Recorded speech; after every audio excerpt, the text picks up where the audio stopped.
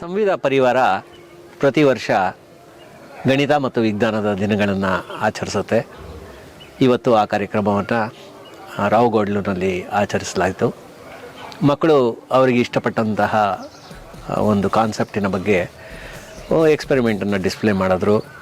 ಅದರ ಜೊತೆ ಅವರು ತಿಳ್ಕೊಂಡಿರೋ ವಿಷಯಗಳನ್ನು ಎಲ್ಲರ ಜೊತೆ ಹಂಚಿಕೊಂಡ್ರು. ಪೋಷಕರಾದಿಯಾಗಿ ಅವ್ರ ತಾತ ಅಜ್ಜಿ ಅವ್ರನ್ನೆಲ್ಲ ಕೂಡಿಕೊಂಡು ಒಂದು ದೊಡ್ಡ ಪರಿವಾರ ಇವತ್ತು ರಾವ್ಗೋಡ್ಲುನಲ್ಲಿ ಸೇರಿತ್ತು. ಸುಮಾರು 28 ಮಕ್ಕಳು ಅವರಿಗೆ ಕಲ್ತಿರುವಂತಹ ಎಲ್ಲ ಎಕ್ಸ್ಪೆರಿಮೆಂಟನ್ನು ಡಿಸ್ಪ್ಲೇ ಮಾಡಿ ಅದನ್ನು ಎಕ್ಸ್ಪ್ಲನೇಷನ್ಗಳನ್ನ ಕೊಟ್ಟು ಎಲ್ಲರಿಗೂ ಅವ್ರು ತಿಳ್ಕೊಂಡಿರೋ ವಿಷಯಗಳ ಬಗ್ಗೆ ಅರಿವನ್ನು ಮೂಡಿಸಿದ್ರು. ಅದಲ್ಲದೆ ಮ್ಯಾಜಿಕ್ ಶೋ ಇತ್ತು. ಅದಲ್ಲದೆ ಈಗ ಒಂದು ಟ್ರೆಷರ್ ಹಂಟ್ ಅನ್ನೋ ಒಂದು ಕಾರ್ಯಕ್ರಮ ಬೇರೆ ನಡೀತಾ ಇದೆ.